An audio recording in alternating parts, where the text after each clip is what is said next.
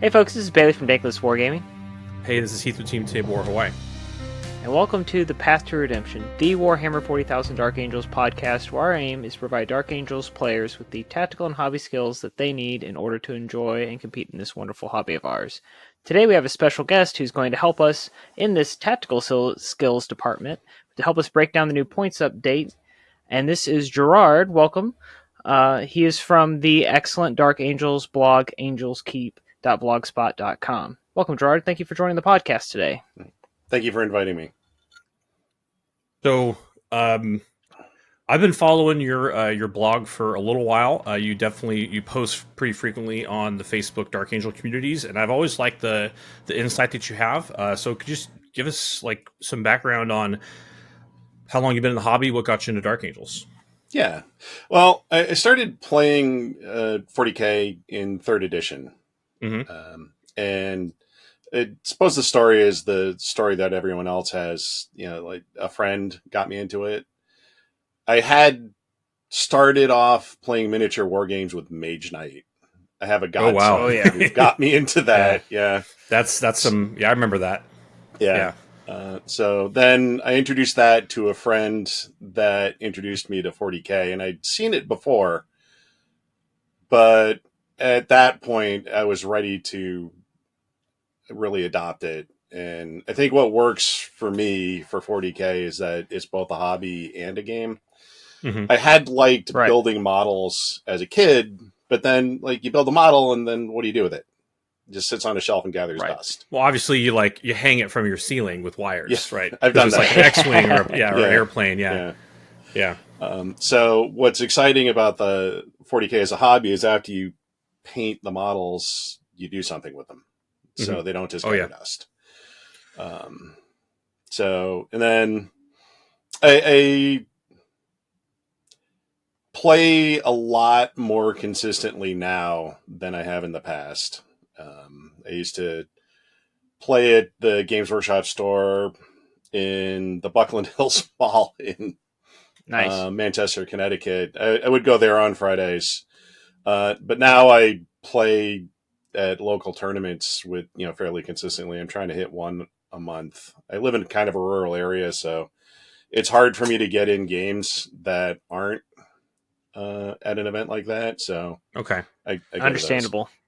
I'm in the same boat. I live in Hawaii, so we don't have events every month. That sounds like it would be really nice, but so yeah, I like it we have maybe one big GT every twice a year, and other than that, I have to go to the mainland for something. So it's I have to drive an hour to get to a gaming store to get in games, but I am positioned where I have like 4 or 5 gaming stores that are within an hour or not much more than an hour. So on any given weekend, I can probably find at least an RTT to go to.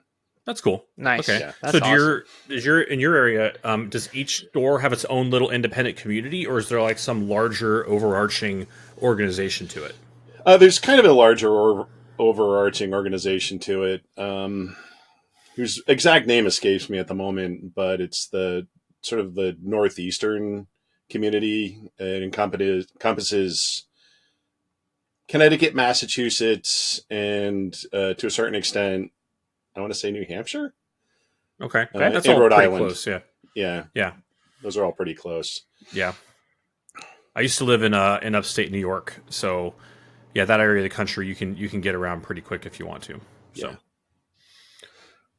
So, all right. Well, I guess let's just dive into it. So let's go. First of all, I'd just like to pose the question: what do you think? What's your overall impression about the points changes and how they impact Dark Angels? Well, they didn't hurt us any. I was concerned that Azrael and the Dark Shroud were going to go up in points.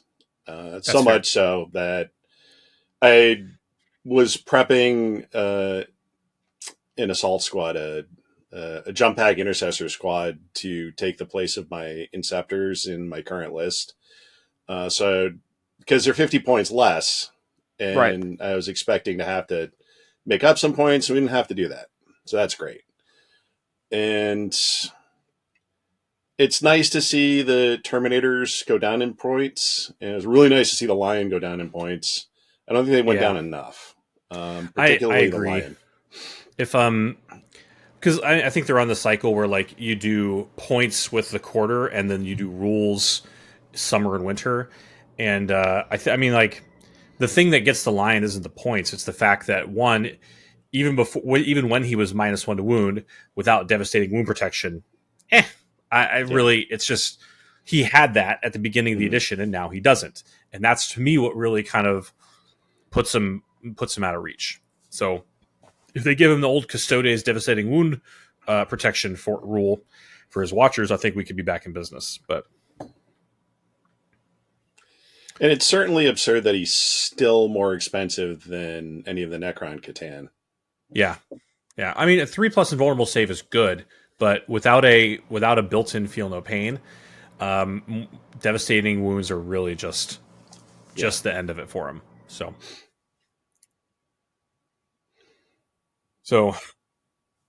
pardon me.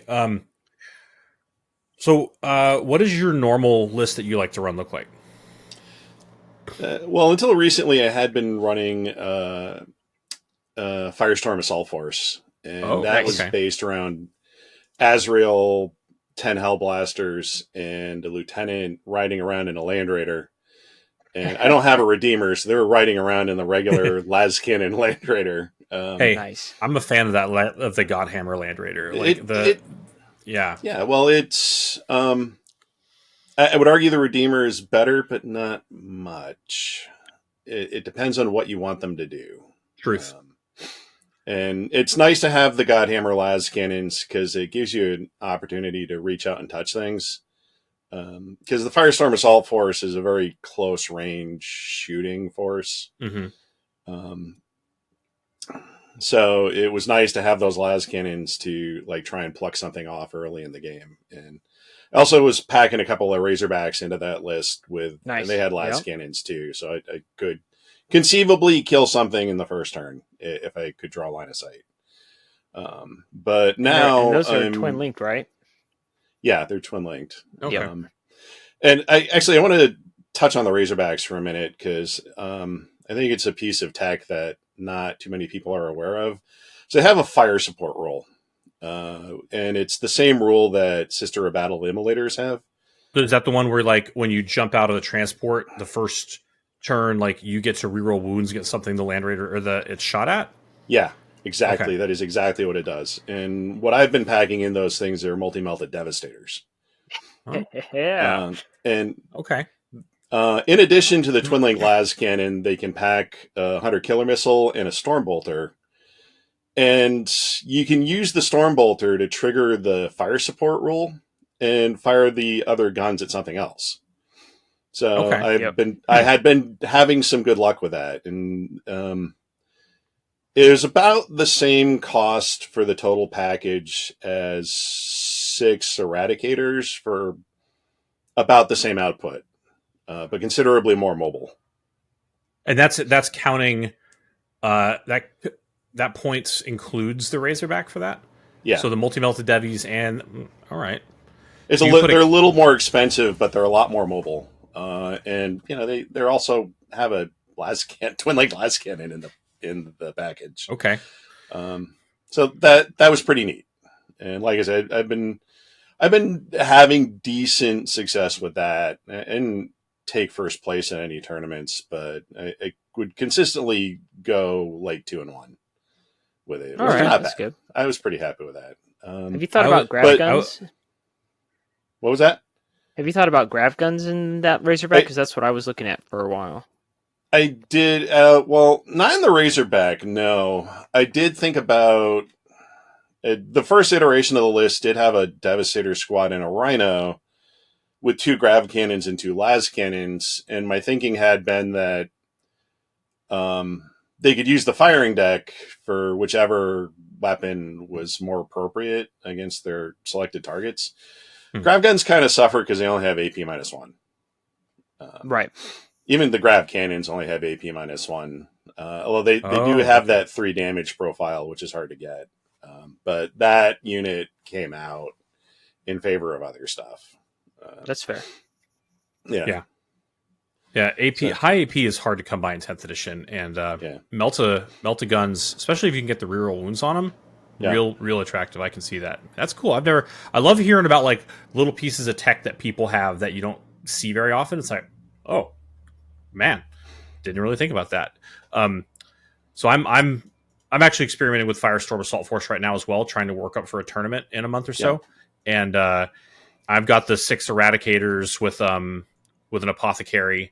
I was thinking about to solve them because I have the same mobility issue. I was thinking about having them just go into deep strike or go into reserve and just come in off the board edge.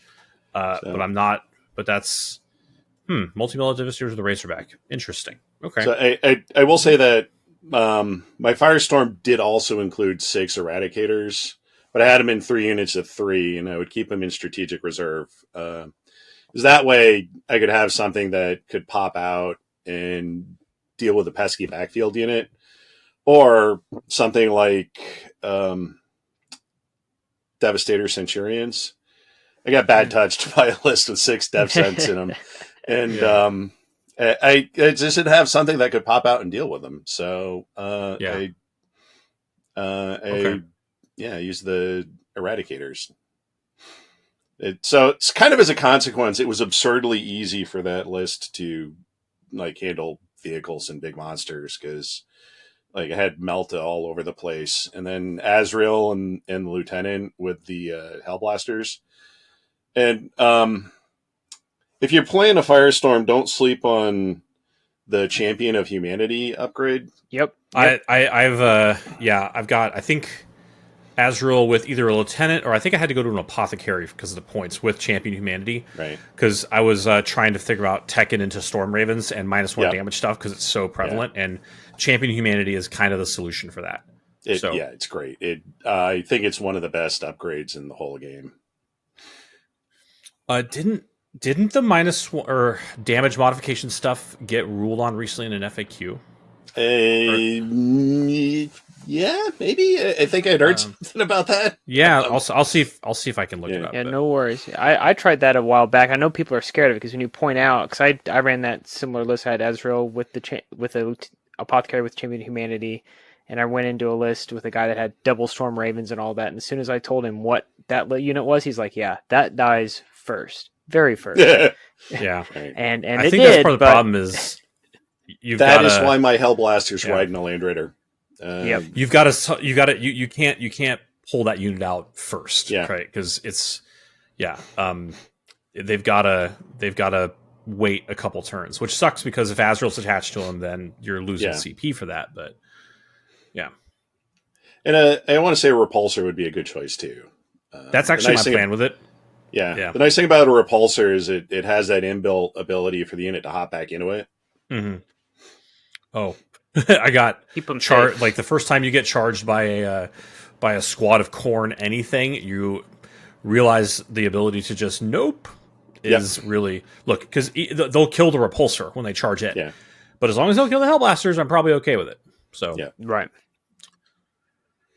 So, and I think the point change on Hellblasters, I did not see coming.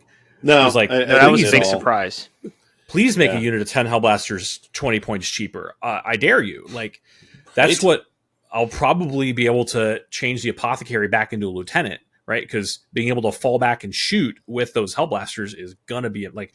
Because if if you blow up their Pulsar, consolidate into them, they're just gonna fall back and blast you anyway. Yeah. So I'm into that. That's great. Yeah. Is that cheap enough that you're gonna run two units of 10? I have another list that does that, and I'll talk about that in a minute. Oh, okay. Yeah. So the lethal hits doesn't hurt either. Oh, it really doesn't. Oh, that's also helpful. It really doesn't. Yep.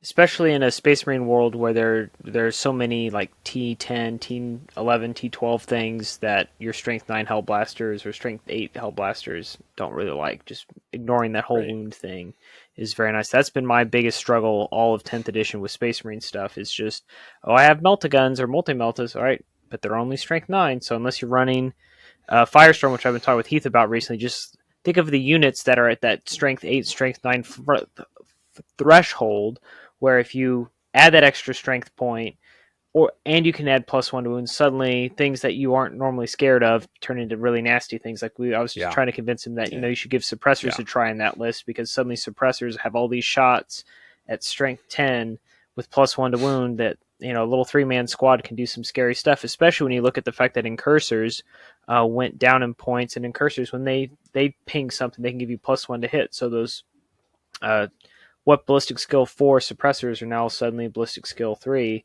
and they're a threat at strength 10 to all sorts of like light vehicles, normal sized vehicles, and infantry.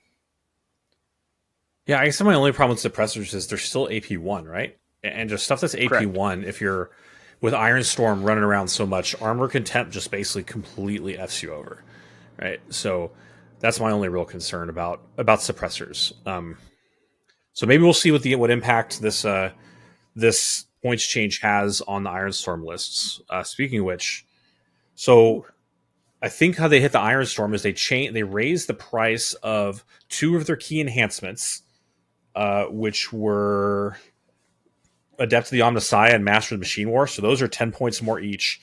And the Storm Raven went up by 20 points. So it's now the price of a Land Raider Redeemer at 260 points. So, Gerard, what do you think the impact of that's going to be on these Iron Storm lists that we're seeing around? Well, I think that's a pretty appropriate points change for, at least for the Storm Raven. It was a pretty aggressively pointed data slate at its previous cost. I think it's fine now. I think people will probably still play the Iron Storm and probably do well with it, because the Iron Storm, it doesn't just have the Storm Ravens. It's also got like a passel of Redemptor Dreadnoughts. Yeah, and they could a player could just take out one Redemptor and put in a Brutalis, and he's made up his points. And the Brutalis doesn't have the same durability as the Redemptors, but if it's up in your grill, it's still going to be a problem. It needs to be discussed. And the Brutalises went down 15 points. They're 160 now. Yeah. So I guess drop one of those one 210 Redemptor out of the Redemptors. 3. Yeah. So if you're doing single Storm Raven with all the stuff, then you went up 40 points, right, for the 2 enhancements and the Storm Raven. If you run a double Storm Raven, you went up 60 points, right? So you would need to find one other efficiency to offset that. So you can't just switch a Redemptor to a Brutalis. That's a 50 points. The lists I saw, they were also running one or more jump back intercessor squad. So they might drop one of those in favor of like a squad of scouts. Okay, that's fine. Yeah, that makes sense. I think scouts are. I'm a big fan of scouts just because, you basically just pull them into reserve every turn and drop them down someplace else, right? And on turn 3, that starts happening in your opponent's backfield. So, my go-to move with the scouts is I forward deploy them to keep an opponent from zoning me out of a part of the board. And then on my first turn, with my scout move, and then on my first turn, they immediately run away. They run back towards my deployment zone, so I can pick them up on my opponent's turn and do exactly that. Yeah, it's also nice that they let you. They prevent people on scout moves like Lord Invocados, Lord Invocatus. Yeah. Lord Avocado. That's what we call him in my game stores. Lord Avocado. When he does his 9-inch scout move, right, he can't come within 9 inches of them, I don't think, right? So you can basically, right. So those hyper aggressive armies, and I think does the new Orc Codex have something that does that, right? You can. I'd be surprised if they didn't. So even if you go second, right? You're going to trade a unit of scouts, but you're blunting. They're like basically almost 10 inches of free movement that they get. So they're going to charge the scouts, but at least they're not charging your face, right, with the 9-inch scout and then the 9-inch move and then anyway. So the other thing Iron Storm players might lean into is they might go with Repulsor Executioners, because there was Yep. 1 week where there was like a half dozen Dark Angels lists that made like top tables in like GTs all over the world, and a lot of them had the Storm Ravens, but some of them were featuring Repulsor Executioners. And I've got a friend, Ben Rubenstein, who placed quite highly at a big GT with Dark Angels Ironstorm that used 2 Repulsor Executioners instead of the Storm Ravens. I think I was thinking that was because it's like I've got 1 Storm Raven, I don't have 2. And so I think a lot of people were maybe saying, well, I can do 1 Storm Raven and then 1 Repulsor Executioner, because Storm Ravens are they might not be the easiest kit to get a hold of, especially with as popular as they are right now. And my concern about the Storm Raven is that it's a Firstborn Marine kit. Like, who knows if Games Workshop is going to continue to support it going forward. I do not encourage anyone to go buy Storm Ravens right now. No, I wouldn't either. But if someone is looking to put together a competitive Dark Angels list, they could do way worse than an Iron Storm based around Repulsor Executioners, and it would be future proofed. Probably true. I like that idea. Yeah, and it's a nice looking kit, right? Repulsor Executioner's got a real like modern kind of like M1 Merkava look to it, which I'm a fan of. So Bailey, I see you thumping through a book. What's up? So we're talking about Ironstorm and replacing certain things in there, and we're ignoring, or we haven't got to yet, I wouldn't say we're ignoring, we haven't got to the fact that the Vindicator went down to 175. And I remember the last time we looked at the end of it. Good point. At the Vindicator, Heath, there was something really good on it. So I'm going back to look at it. We're trying to remember, what was it about the Vindicator that we liked? We've talked about it before. The Vindicator is toughness 11. It's got a 2+ save. It's got 11 wounds. Its gun is D6 plus 3 shots blast. Its special rule.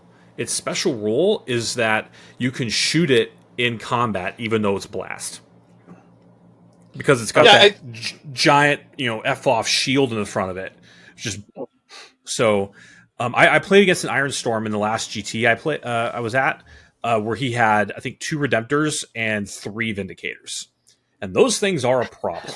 So I remember they're D6 damage, so they're not like the gun isn't as reliable as you would want these days, maybe, but it's still pretty at 175 points. If you put a Dark Shot next to it with that 2-up save, toughness 11, right? That could be a problem. Yeah.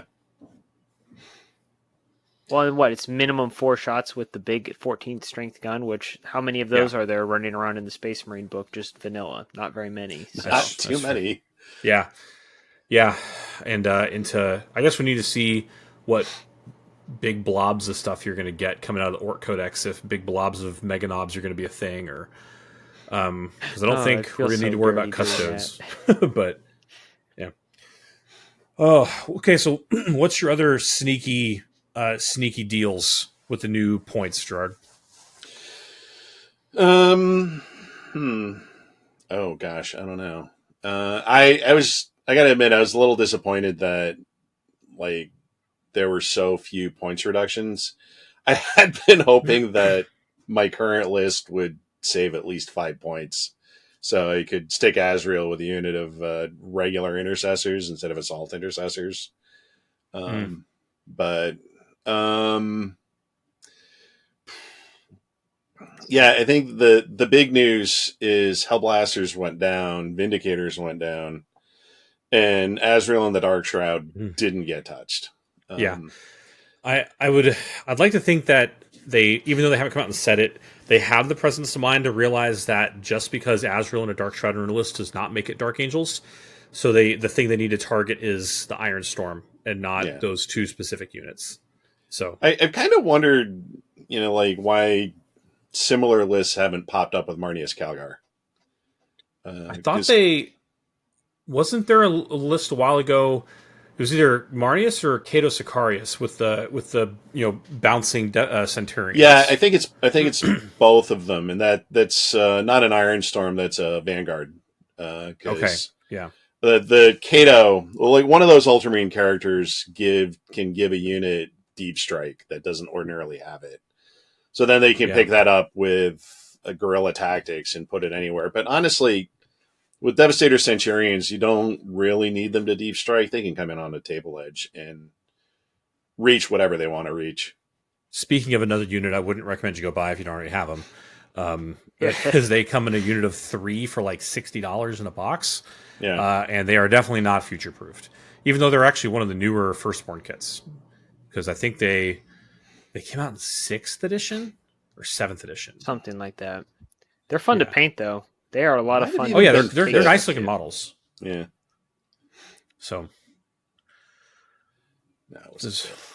See, the one thing we haven't also talked about where we had the scouts, their points didn't go up, but the Eliminator squad did go up in points. So why are we looking and thinking in the fact that like the Eliminator squad went up, but the scouts didn't? Even though I see scouts everywhere in lists. Scouts are in every list. Eliminators are in no list. So I don't know what's up. I've got nothing on that one. Yeah, I think a game developer got bad touched by Eliminators in one game and just was like, I don't get those suckers. I don't know. The 9 last Fusel list got him real good. I toyed with the idea of putting 6 Eliminators with their bolt sniper rifles in an impulsor and just have that thing fly around and shoot characters. It would be like, it's not that great. No, it'd be like 250 points. Yeah, it's not. It's not. It would be funny, but it's not good. It is, but it's not really practical for that. So, yeah. Okay, so to the Dark Angel kind of more specific stuff, what do you think about Deathwing Knights at 215 now?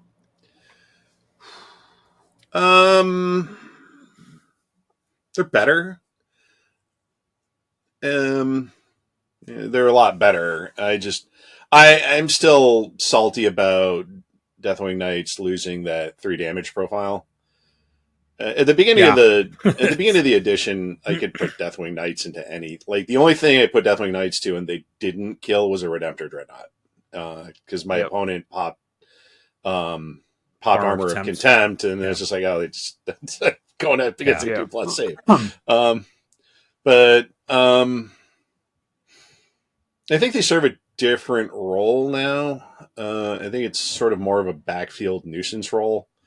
So you put 5 4-wound Terminators in your opponent's backfield somewhere with that -1 damage ability, and you wait on that until like turn 3 when they've put most of their most of their damage dealing stuff out and forward to come to grips with your army, and then all of a sudden that's in their backfield. You're creating a huge problem for them. So yeah, I always liked the Deathwing Knights. They were my I'm gonna put them in the middle of the board. They're gonna go stand in the middle, and they're the lighthouse that your waves are gonna wash over, and they're just not gonna do anything. But with their squad size capped at 5, they just don't do that anymore. So I was I'm really kind of stuck at a loss for what my middle of the board melee bully unit is. Because 5 of them, unless they get the drop on something, they're not going to kill it, and even then, they're still probably not going to kill it because AP1 really just doesn't cut it for that mace. That's much. No. Yeah, and then I tried using the swords, but I don't know. So, man, if the swords were a solution to a problem that we just don't have, I agree. The fact that they're strength 6 is nice, but. It's okay. I was thinking like if they were like a huge number higher of attacks, there's 6 attack or 5 attacks each. So if they were like 7 or something, then they would basically make you a little make the unit basically ignore -1 damage because they're or they did devastating wounds or something or something like that, right? But so the thing that gets me about the Deathwing Knights weapons, and this is both their sets of weapons, is they're objectively worse than less elite counterparts are carrying around. Like their swords are worse than the swords that are being carried by Blade Guard. Yeah. And the maces are worse than Thunderhammers. And they're worse than Power Fists. So they like, hit on okay, twos. Hit on twos. they do is hit good, on twos, yeah, but that's it's not true. worth the loss of the damage. So Yeah, if those swords were 2 damage, we'd be talking something. yeah. But then to counterbalance that, you would have to make the maces 3 damage, which once again I'm not opposed Or to. give them something else sexy, like Yeah. reroll wounds or devastating wounds or something. Yeah. I'd honestly rather like Deathwing Knights still be 235, but have a higher damage profile. I would 100% take that. Right. Yeah. Yeah. I could have dealt with one of the 2 nerfs, the damage nerf or the squad size nerf. The both of them just kind of, they'd have to come down more than 215 for me to really consider them viable right now, which sucks. So if you're messing around with a Inner Circle task force, I could see one unit, and then you use the like the 3-inch deep strike zone strat to pop them in somewhere inconvenient. Because it would be really hard to put a 10-man Terminator squad in your opponent's backfield, even with that strat, because the footprint is so big. But you could do 5 men. True. I think that's interesting too. That like the points for Terminator squads all went down, but not the characters and none of the enhancements in the Inner Circle task force. Yeah, just looking at the sheet itself. Yeah, the points didn't go down enough to make the Inner Circle task force competitively viable. There's more cute. Broken there than points. It's just not the rules. Just I don't know. There's a set of rules that everyone should be. It's like all the competitive stuff is pulling from in 9th edition or 10th edition, and the D8 attachments just don't have it. No. I don't know. I think the Outrider task force or the Company of Hunters, like it's closer with some of the movement shenanigan lists. So but the Company of Hunters, I considered the Company of Hunters for my current list. It's got a good detachment roll, and it's got some decent enhancements. It's just the strats are mediocre. Yeah, I love the detachment roll. Actually, when Bailey and I played at Adepticon, I ran that list, and I actually had really good effects with it. But the strats are just, I don't know, man. they're really just not there. One of them being a battle shock thing. It's like, yeah. You know what it would have with the Company of Hunters. I think what would have made that a good detachment is if they had an ignores modifiers strat. Yeah, where it's like, okay, you've got your Ravenwing Knights. They had, you're supercharging their guns for 2 damage. It's going to be 2 damage, no matter what your opponent thinks that they're going to do about it. Or if on the charge they could get a +1 damage to the picks, the hammers. Yeah. That would be nice as well. But because with 1 damage, they're really just not quite there. So I think the idea with them is like you put the plasma talons into something big and then charge in and chip off the last couple of wounds with with the Corvus hammers. Can confirm. Have done that. Yeah. He killed my Storm Raven with him. But the anti-vehicle monster on the Black Knights is pretty good, right? It is nice to be able to reliably wound. Yeah, but 1 damage, I don't know. So, yeah, I don't know. Listen, the Redemptors are actually pretty good in a Company of Hunters because them having the automatic fallback and shoot sure is pretty spicy, right? And they're just a good, efficient data sheet. Yeah. So, and they give you something for your opponent to have to care about while your Black Knights and your bikes are running around doing other stuff, because they're just bikes are just not durable enough to handle dedicated attention. So, and your footprint's too big to really take use of most of the obscuring terrain these days. If you have like the full size squad of Black Knights with a 3-man command squad, 9 bikes is just a lot of space on the board. So it is. That said, my current list has 2 of them. Plus 9 Outriders, 3 squads of 3. Really? What are you? So what are you getting? What are you doing with that? So I decided to play that as a Gladius because the Gladius has all the things that I need the list to have. There'll be a turn where I'm probably going to want to advance and shoot so I can get the plasma talons within, especially if I can get them within 9, because then that's 27 plasma shots. Yeah. Which is great. And one of the champions gets fire discipline. Yep. And then fire discipline popping on 5s with that many shots is great. With the extra point of AP and ignores cover.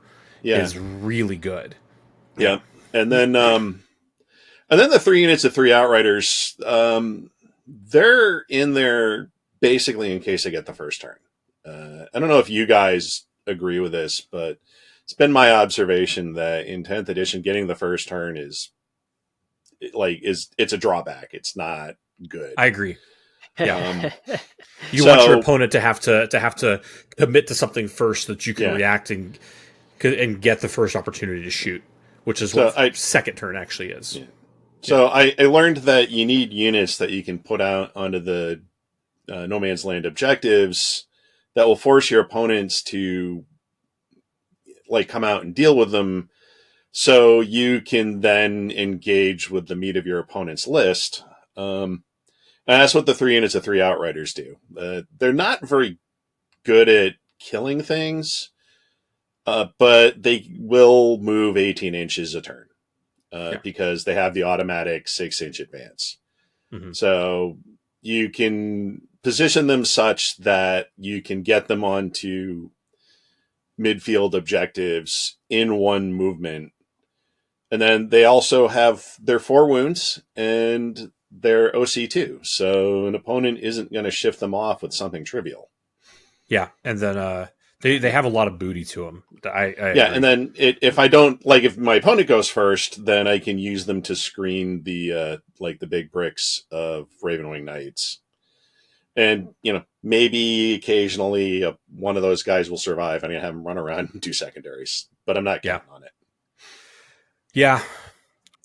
Listen, I think if I decided to try and focus on it, I could probably get closer to viability with a Company of Hunters list.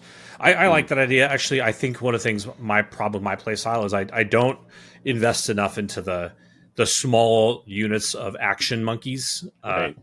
I really like your statement about the 3 units of 3 eradicators to just come off a board edge. They're 90 points and they just blap something and then, okay, if you kill them, that's fine. Right. But, yeah, I'm a fan of that. That's nice. I like that.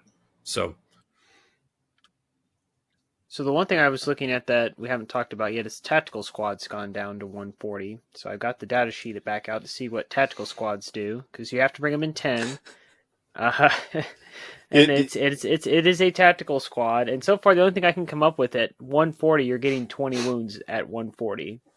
That seems to be the how much are rhinos? I know at one point in time, I just know that at one point that used to be a pretty big deal in Sigmar competitive lists. You always had to talk. They always were talking about how many wounds you could get into their list at so many points, but 140 for 20 wounds is I don't see.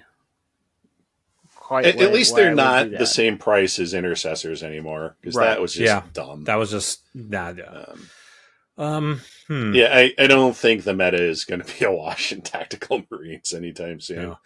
No. I guess I could see.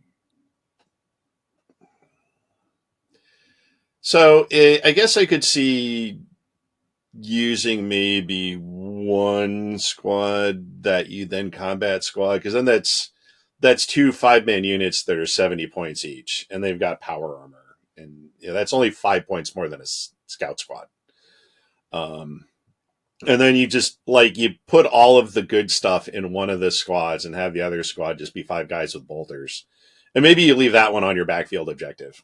Because the other thing is that they're OC2 because they're battle line units. And then maybe stick the squad with all the good stuff in it in strategic reserve, and have them be action monkeys that have a Meltagun and a multi-melta and a power fist, and might actually threaten something. When you select a dedicated transport, does it have to be able to? So you can combat squad before you declare dedicated transport, so you could put that the sergeant and the special weapons and all that stuff in the Razorback and just leave the 5 mooks like so on your backfield? You could. I don't think even with the heavy weapon and the special weapon, like in the same combat squad, I don't think it's a good use of the Razorback's role. I think you'd be better off just being like, okay, here are the 5 guys who are sitting on my home objective, and then the other 5 guys are going in strategic reserve. Okay, that's probably fair. I think I agree with you on that. It's just with as hard as they're pushing and trying to make all the rest of the stuff, efficient. The tactical Marines have really, I think, just kind of lost their. They don't have a unique role, right? I don't know what to do with them. Is I guess really the problem. But they want you to play with them because they're cheaper. Yeah, and they're always in the tactical doctrine, I guess. So, or is that? Do they still have that, or is combat squads? I think combat squads is their only rule now. Oh yeah, it is now. I was thinking the index. Yeah. Yeah. Yep. Oh God, that's no. Come on, man. All right. Like if you already have the tactical Marines and they're already on 32mm bases, use them as intercessors. That's what they told us to do with the bikes. So yeah. I have a whole slew of old Ravenwing bikes. Yeah. So and a bunch of old. I have like 15 old land speeders. I can't do anything with these days. Yeah, I did. One of my squads of Outriders is the old bikes on the current size bases.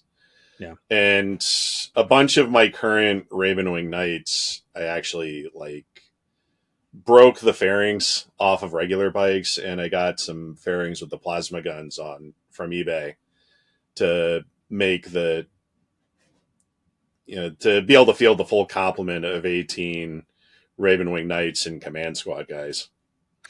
I think I had a set of bikes. I did that too, where I just took a bunch of old plasma guns and just put them in there instead of the bolt guns. Yeah, well, you can get the fairings from from a bits retailer on eBay. Okay.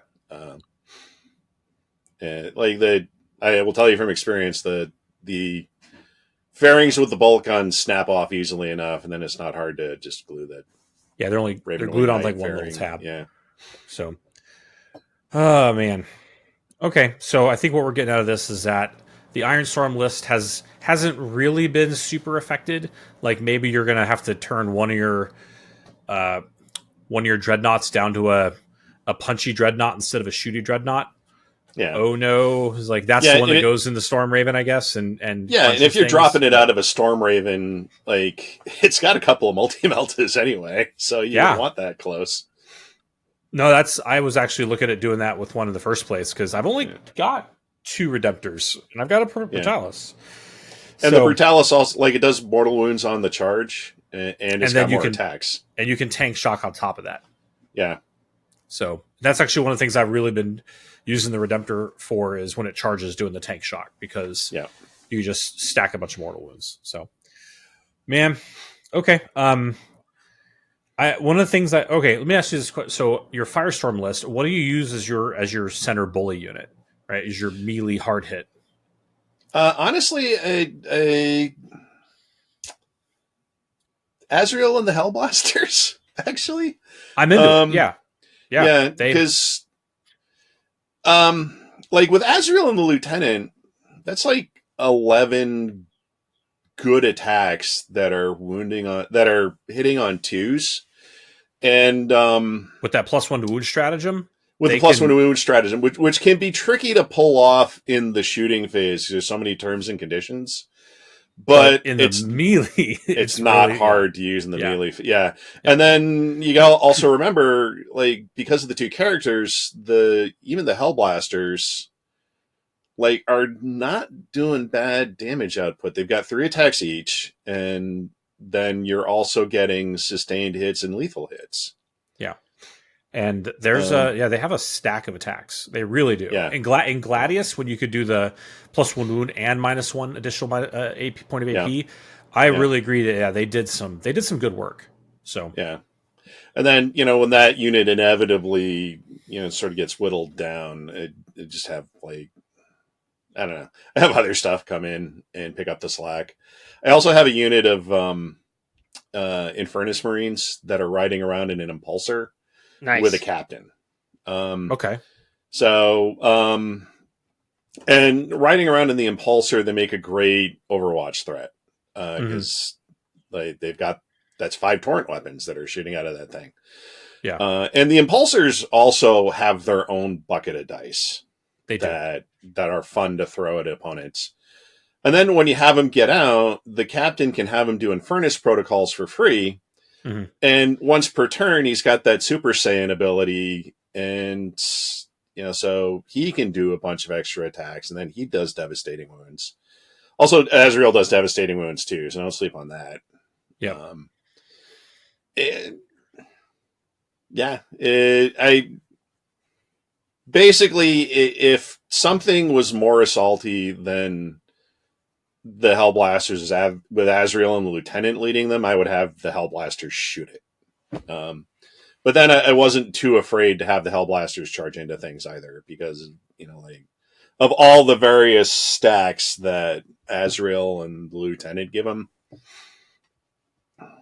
and then with a Lieutenant they can fall back and shoot and charge again. Should charge right Yep. back in. Yeah. Yeah, So I think I'm working on a Gravis captain leading Flamestorm aggressors, sure. and that's I think going to be my bully unit. Because they Yeah, can once again free Infernus protocols yeah, and yeah, with twin linked flamers to chase the devs yeah. and yeah, and then I one of the things I guess I didn't realize until a few weeks ago was that the those aggressor power fists hit on 3s in the codex, whereas they hit on 4s in the index. Oh, that's interesting. So that really kind of changed the game for me because Oh, sure. Yeah, I was using the bolt storm aggressors in the yeah, index, obviously with fire discipline, but yeah, having having to dedicate your oath the moment target to something, it was really one of the hard things to make that play. yeah, And not having to use your oath the moment target for shooting with the flamestorm aggressors means you can put it on to whatever you're going to charge. And yeah. anyway, so yeah. Yeah. Okay. Flamestorm aggressors are certainly a fine unit. They have good damage output. It's just I find the models kind of goofy looking, so I never bought Yeah. any. Yep. Okay. So, well, we're I think we've touched on a lot of stuff here. I kind of think that I agree. Flamestorm is really good for Dark Angels because Yeah, you're kind of playing. You'd probably call it Stormwing protocols, yeah, right? Close range mass infantry attacks, hmm, right? And then whereas opposed to the Iron Wing protocols, which is massed armor warfare. yeah, Um, One of the other things that I've had some success with has been an Anvil Siege Force. So, which to me is basically a Dreadwing list.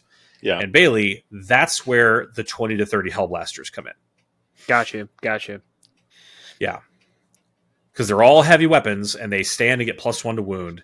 And you can get ignore cover real easy. And you can get reroll wounds real easy with stratagems.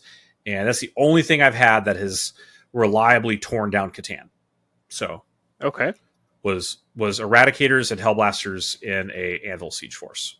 So my only real complaint about it is it doesn't have anything that really makes you punch harder in melee. It's all shooting. So I don't know. Have you looked at any of that kind of stuff, Gerard? I really haven't paid too much attention to the to the Anvil Siege Force. I looked at it and went, "That's cute." It doesn't encourage movement. It just kind of moved on. I When Codex Space Marines came out, it was immediately all about the Firestorm. And then I also looked at the Iron Storm. I was like, that looks pretty good. I don't have the right units for it. Mm-hmm. Right.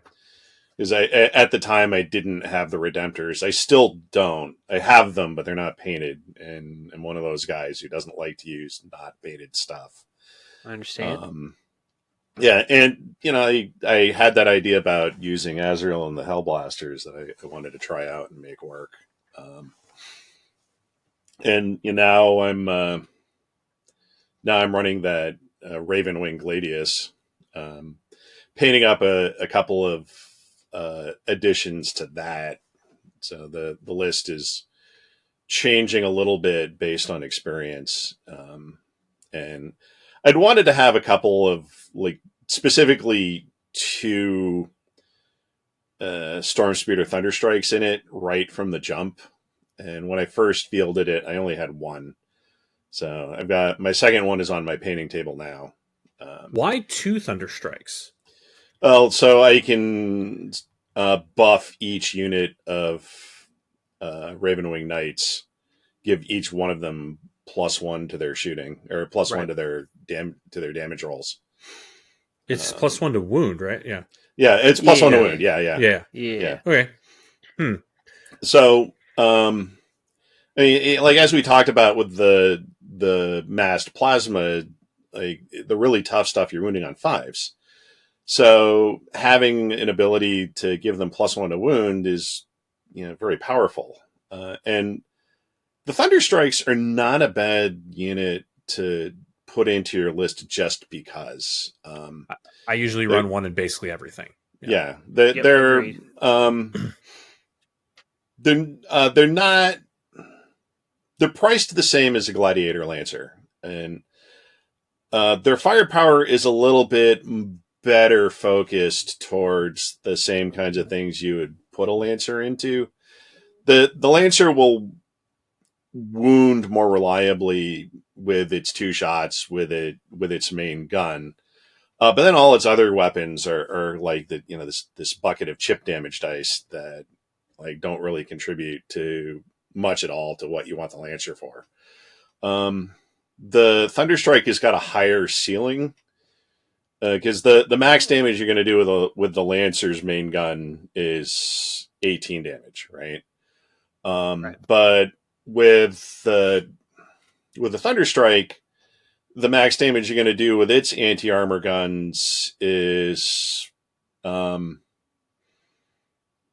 it's like 21, because each one of the shots are d6 +1, and they're hitting on 2s as opposed to hitting on 3s. Right.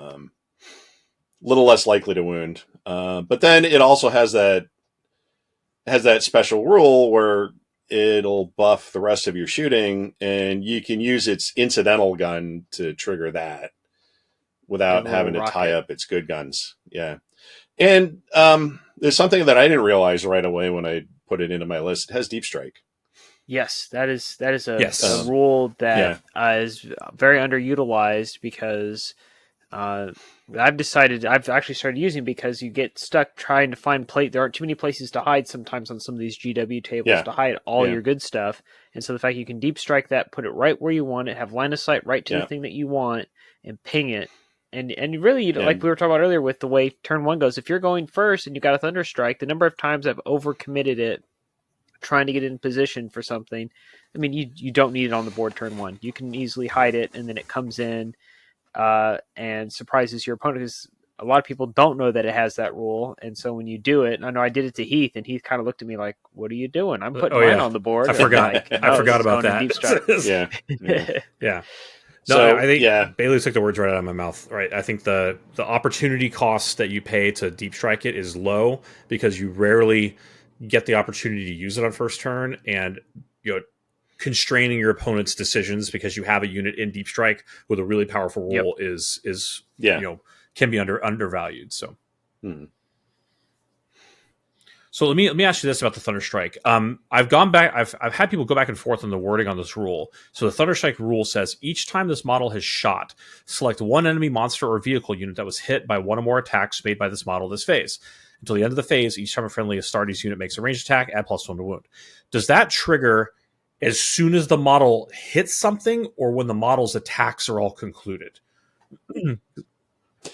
I would interpret that as when the model's attacks are all concluded. So I don't play it that it buffs itself. Okay. So, but like I said, I use the little missile pod thing to trigger its Thunderstrike rule. and like I put the big guns into something else. Okay. Yeah. But, like, it'll certainly, if you got another Thunderstrike on the table, it'll certainly help out that Thunderstrike. Right. If that's what you want to do with it.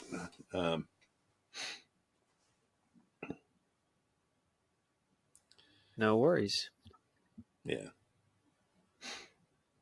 Anything else, Heath? No, I think that's Thunderstrike. So, well, pardon me. Yeah, where do you think Space Marines are going from here? Oh, that's a good call. Good call. I think that's mostly going to depend on if the debuffs to armies like Necrons are going to help us out. Certain Necrons took a lot of hits, and They did. I think Yeah. I think they were appropriate.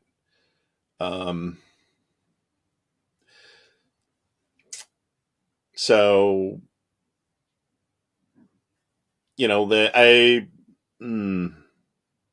gosh, I don't know.